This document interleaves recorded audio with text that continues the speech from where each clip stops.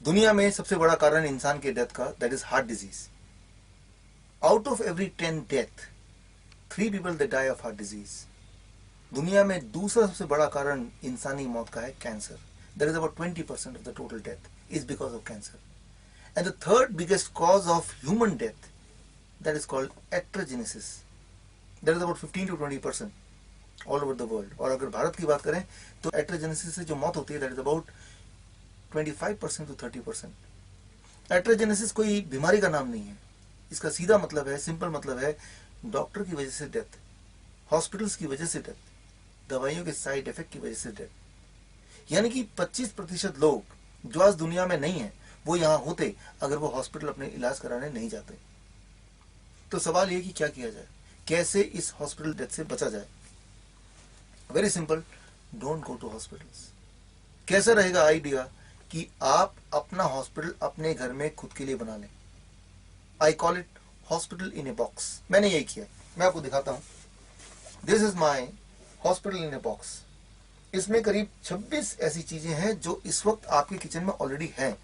बोलने का मतलब है कि आपको कहीं से कुछ खरीदने की जरूरत नहीं, they are already there in your kitchen, जिसकी मदद से आप दुनिया की सारी दवाइयां बना सकते हैं। इसको जरा समझने की कोशिश कीजिए। यह है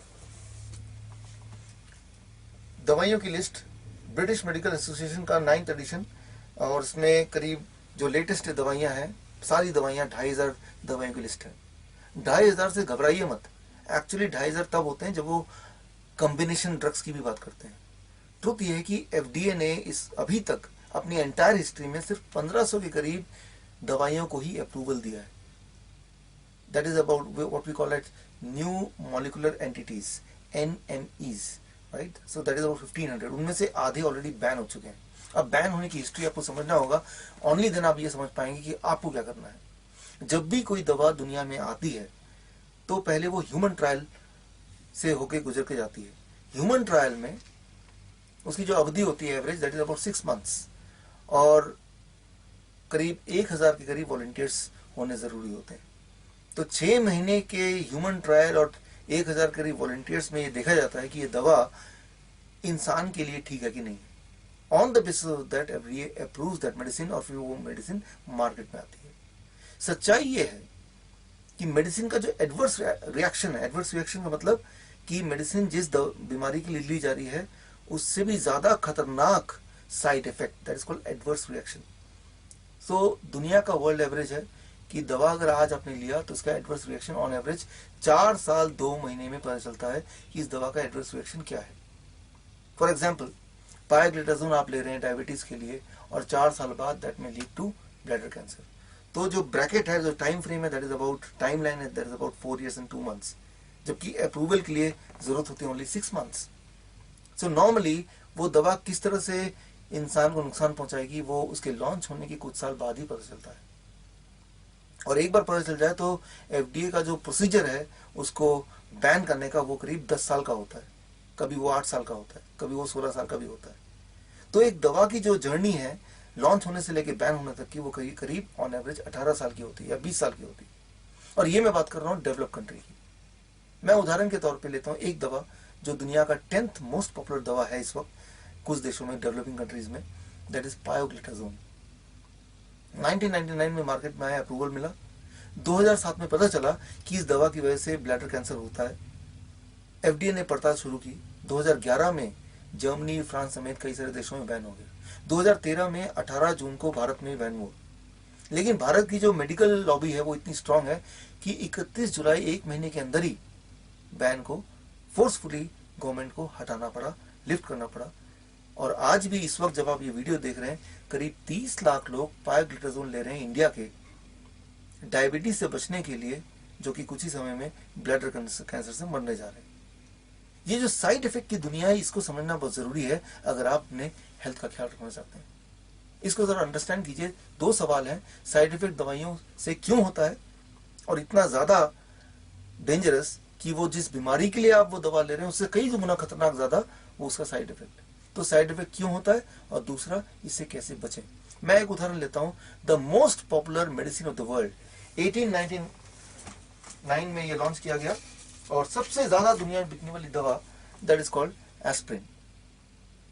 हार्ट का पेशेंट हो, ब्लड प्रेशर का पेशेंट हो, डायबिटीज का पेशेंट हो, कोई कोलेस्ट्रॉल की दवा ले रहा हो, यूं ही डॉक्टर मुफ्त में दवा लिख देते हैं इस उम्मीद से कि ये ब्लड को थिन करेगा और एक्सपेक्टेड या फोर्थकमिंग हार्ट अटैक से बचाएगा। इसके अंदर एक एक्टिव इंग्रेडिएंट है that is called acetyl salicylic acid, और उसका मोड ऑफ एक्शन है, उसका केमिकल पाथवे है, वो ब्लड को थिन करता है।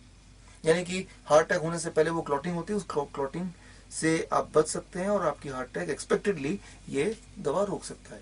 इसी उम्मीद से अनगिनत लोग रोज इसको खाते हैं, इसको कंज्यूम करते हैं। जबकि अगर एफडीए की गवर्नमेंट की साइट देखें तो उसमें क्लियरली लिखा है इसके side effect stomach pain, stomach discomfort, ulcer, cancer, या इसके अलावा डायबिटीज, इसके अलावा erectile dysfunction, these are all known listed side effect of this medicine. एक तरफ तो ये आपको हार्ट की डिजीज या हार्ट डिजीज से जो हार्ट अटैक है या ब्रेन स्ट्रोक उससे बचाता है, दूसरा it may lead to excessive bleeding, brain haemorrhage etcetera. So preventive है लेकिन कई सारे और बीमारी भी लेके आ रहा है, क्योंकि ये जो मेडिसिन है that is synthetically made, chemically made. तो हमें क्या करना है, इसके बेनिफिट को साथ में रखते हुए साइड इफेक्ट को हटाना है। उसके लिए क्या करना है, इसका नेचुरल ऑल्टरनेट ढूंढना है। ऑल्टरनेट इस वक्त आपके किचन में ऑलरेडी है, मैं आपको बताता हूं। अदरक, जिंजर, टर्मरिक, हल्दी और ये लहसुन।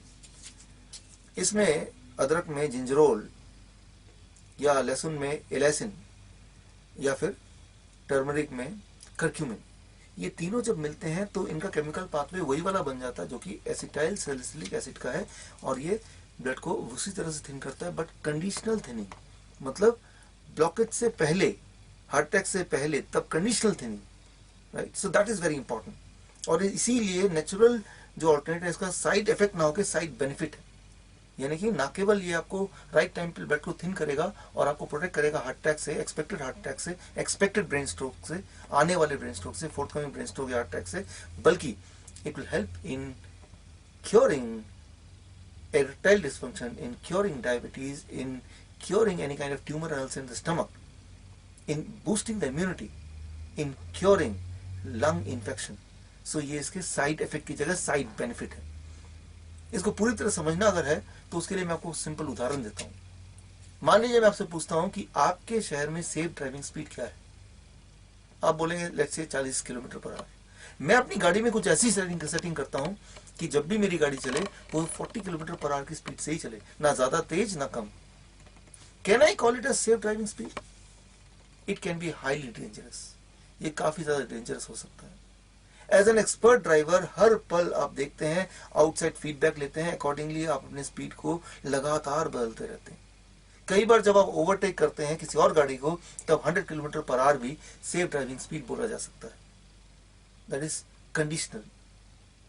So that's what I call as intelligent nutrition. That's what is the natural thing can do, जो कि सिंथेटिक चीज नहीं कर सकती है। इस बात को समझना अगर है, साइंटिफिकली अंडरस्टैंड करना हो तो गुंटूर ग्लोबल का 1999 नोबेल प्राइज विनिंग साइंस पढ़िए, आपको समझ आ जाएगा।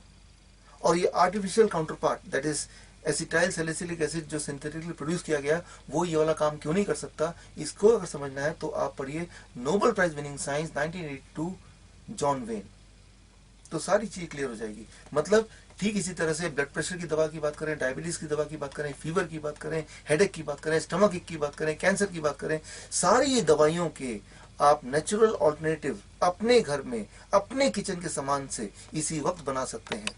And you can create your own hospital in a box as I have created like this. So why you are doing it? Because remember, hospital causes about 1/4 of the death and you can protect yourself from that death. यहाँ तक कि देखा गया है that mortality rate drops when the doctors go on strike. जब भी पूरे दुनिया भर में डॉक्टर स्ट्राइक पे जाते हैं वहाँ की mortality rate घट जाती है, मृत्यु दर घट जाती है। और जब डॉक्टर्स वापस स्ट्राइक से आते हैं तो मृत्यु दर वापस वहीं चली जाती है जहाँ पे वो थी। और ये कोई मेरी पर्सनल फाइंडिंग नहीं है, मेरी पर्सनल राय नहीं है, ये ऑलरेडी एक्सेप्टेड ट्रुथ है। अगर आपको जानना है तो आप पढ़िए मेरी किताब हॉस्पिटल से जिंदा कैसे लौटें। इंग्लिश में है how to return from the hospital alive, and you will understand that going to the hospital can be really dangerous. ये किताब अगर आपको पढ़नी है तो आप स्क्रीन पे दिए हुए व्हाट्सएप नंबर पे रिक्वेस्ट भेज सकते हैं या मेरे ईमेल आईडी पे रिक्वेस्ट भेज सकते हैं, साथ में लिख दीजिए कौन सी भाषा में पढ़ना चाहते हैं. I will be happy to send you a free e book so that you understand. You'll be shocked to see the data inside it. Anyway, इसीलिए मैं आपको मोटिवेट करना चाहता हूँ, you be your own doctor. आप अपने doctor बने.